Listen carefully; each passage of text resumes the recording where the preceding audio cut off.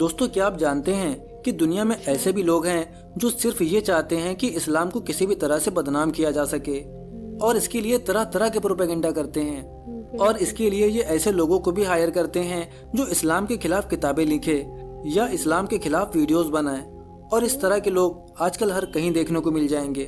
اسی طرح سے آج ہم جن کی بات کرنے جا رہے ہیں ان کو بھی کسی نے ہائر کیا تھا قرآن کو غلط ثابت کرنے کے لیے، اور جس میں انہوں نے 3 سال لگا دیے۔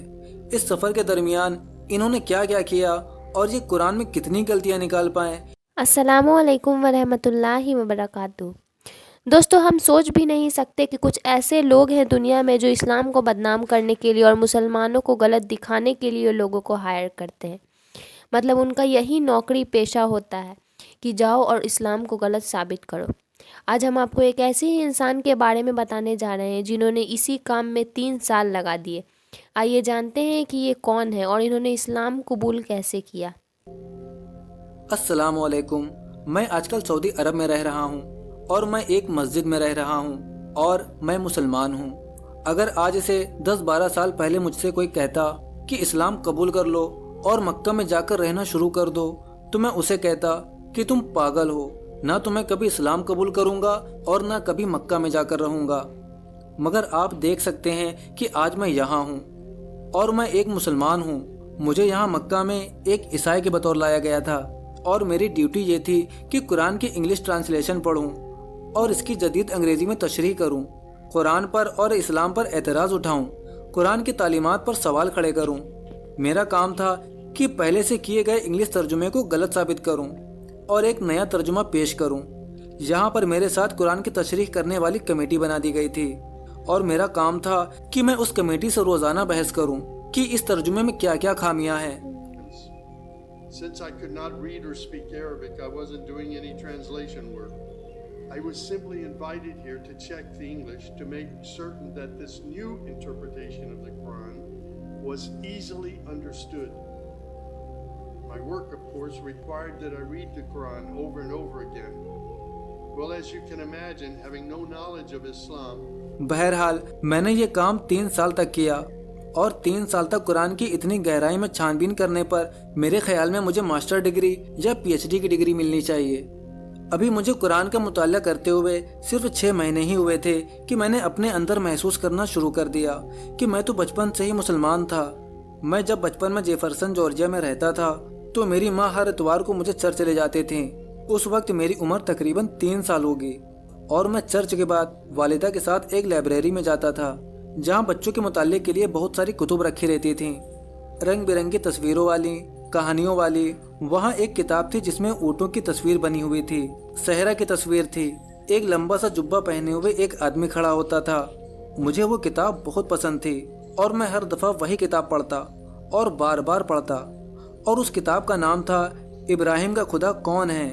میں ماں سے ضد کرتا اور ماں مجھے ہر بار میری خواہش پر اسی کتاب سے پڑھ کر کہانی سناتی کہ ابراہیم کون تھا، کیسے ابراہیم نے اپنے والدین کے دین سے انکار کیا، کیسے ابراہیم بتوں کی عبادت کے خلاف لوگوں کے سامنے آواز اٹھاتا تھا، کیسے ابراہیم نے اللہ کے حکم پر اپنا گھر بار چھوڑ کر بیوی اور بچوں کو لے کر دور کسی جگہ کی طرف نکل گیا، حتیٰ کہ وہ یہ بھی نہیں جانتا تھا کہ اسے کہاں بھیجا جا رہا ہے۔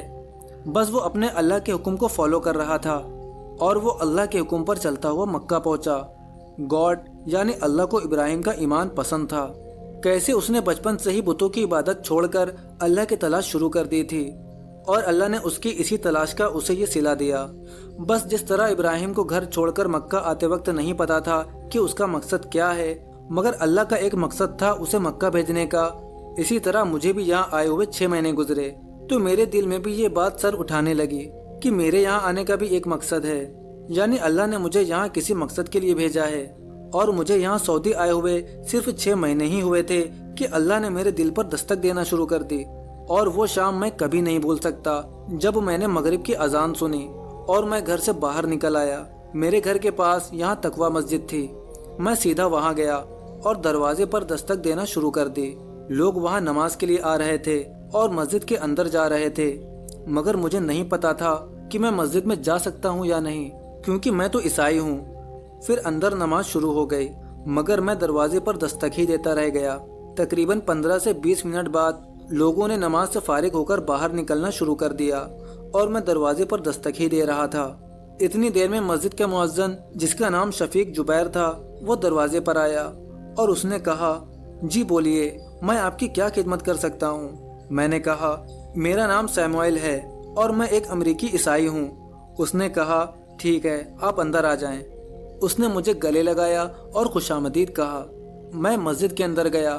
میں نے ادھر ادھر مسجد میں دیکھا۔ کچھ منٹ تک میں مسجد میں گھومتا رہا اور میں نے کہا، ٹھیک ہے، میں چلتا ہوں اور میں کل دوبارہ آؤں گا۔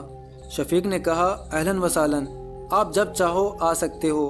میں اگلے دن 5 مرتبہ نمازوں کے دوران مسجد گیا اور وہاں نمازیوں کے پیچھے ایک کرسی پر بیٹھ جاتا اور لوگوں کو نماز پڑھتے دیکھتا رہتا۔ چونکہ مجھے عربی نہیں آتی تھی، اس لیے مجھے نہیں پتا تھا کہ وہ کیا پڑھ رہے ہیں اور مجھے کچھ سمجھ میں نہیں آ رہا تھا کہ میں سوائے بیٹھ کر ان کو دیکھنے کے اور کیا کر سکتا ہوں۔ میں 3 دن تک ایسے ہی مسجد جاتا رہا اور میں 5 مرتبہ دن میں ان لوگوں کو رکوع سجدہ کرتے ہوئے دیکھتا اور مجھے سمجھ نہیں آ رہا تھا کہ اب مجھے اگلا قدم کیا اٹھانا چاہیے۔ تیسرے دن میں نے شفیق سے کہا کہ کیا تم مجھے مسلمانوں کی طرح نماز پڑھنا سکھا سکتے ہو؟ شفیق اس کے لیے راضی ہو گیا اور اس نے مجھے سورہ فاتحہ یاد کروائی اور بس اس کو یاد کرنے کی دیر تھی کہ میری زندگی بدل گئی۔ مجھے سورہ فاتحہ یاد کرنے میں 2 ہفتے لگے۔ 2 ہفتے بعد میں نے شفیق سے پوچھا کہ اب مجھے آگے کیا کرنا ہے۔ شفیق نے کہا، آپ کو کلمہ پڑھ کر اسلام قبول کر لینا چاہیے۔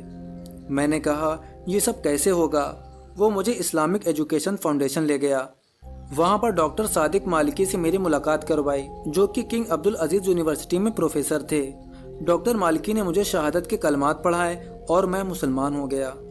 اس کے بعد ڈاکٹر مالکی نے مجھے اپنی کار میں بٹھایا اور مجھے ڈائریکٹ خانہ کعبہ لے گئے۔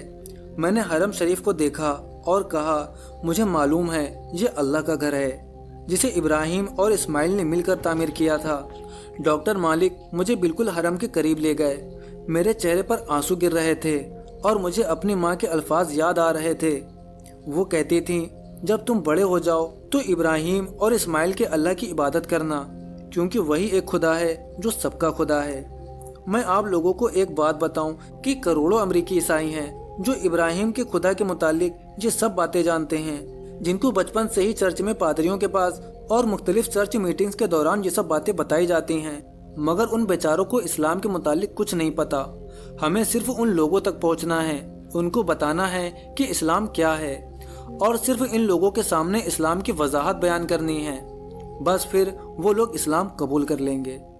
آپ نے ان کو اسلام کی طرف دعوت دینی ہے، ویسے ہی محبت کے ساتھ جیسے کہ مجھے شفیق نے دی تھی۔ آپ نے اپنے عمل سے ان لوگوں کو ثابت کرنا ہے کہ مسلمان اچھے ہوتے ہیں اور اسلام ایک اچھا مذہب ہے، تاکہ ان لوگوں کے دلوں میں اسلام مخالف تمام چیزیں ختم کی جا سکے جو کہ اسلام مخالف پروپیگنڈا کرنے والوں نے ان کے دلوں میں بھر دی ہے۔ آپ کو ان لوگوں کے سامنے وہی اخلاق تیار کرنا ہے جیسا اخلاق محمد صلی اللہ علیہ وسلم کا کفار مکہ کے ساتھ تھا۔ ہمارے نبی صلی اللہ علیہ وسلم تو انسانوں کے علاوہ جانوروں تک پر رحیم اور کریم تھے۔ کتابیں بھری پڑی ہیں آپ صلی اللہ علیہ وسلم کے حسن اخلاق کے واقعات سے، اور میں وہ سب یہاں بیان بھی نہیں کر سکتا وقت کی کمی کی وجہ سے۔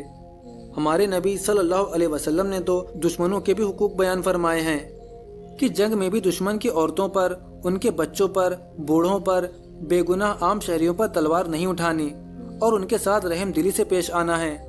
میں کچھ عرصہ پہلے جاپان گیا تھا۔ میں نے ہیروشیما کو دیکھا جہاں پر امریکہ نے ایٹم بم گرایا تھا، جس کی وجہ سے لاکھوں لوگ مر گئے تھے۔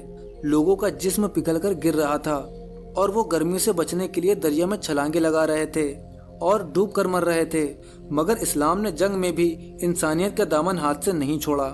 اسلام کہتا ہے آپ فصلیں تباہ نہیں کر سکتے، آپ کو کھانے پینے کے ذخائر تباہ کرنے کی اجازت نہیں ہے، آپ مذہبی عبادت گاہوں کو تباہ نہیں کریں گے۔ تو میں وہاں 0 پوائنٹ پر گیا۔ ہیروشیما میں 0 پوائنٹ اس جگہ پر واقع ہے جہاں پر امریکہ نے زمین پر بم گرایا تھا، تو میں نے وہاں پر نماز پڑھی۔ تو وہاں پر بہت سارا میڈیا تھا، کیمرے اور رپورٹرز تھے، اور وہ سب مجھ سے سوال کرنے لگے کہ آپ کیا کہتے ہیں، کیا اسلام ایٹم بم گرانے کی اجازت دیتا ہے؟ میں نے کہا نہیں، صرف عام بے گناہ لوگ ہی مریں گے، عورتیں اور بچے بھی، اور عبادت گاہیں تباہ ہوں گے، اور اسلام یہ سب کرنے سے منع کرتا ہے۔ تو آج آپ دیکھ لیں کہ جاپان میں اسلام سب سے تیزی سے پھیلنے والا مذہب ہے، اور دنیا کے بہت سارے دیگر ممالک میں ہیں जहां इसी तरह इस्लाम बहुत तेजी के साथ फैल रहा है। आपने लोगों को सिर्फ इस्लाम की हकीकी तस्वीर दिखानी है।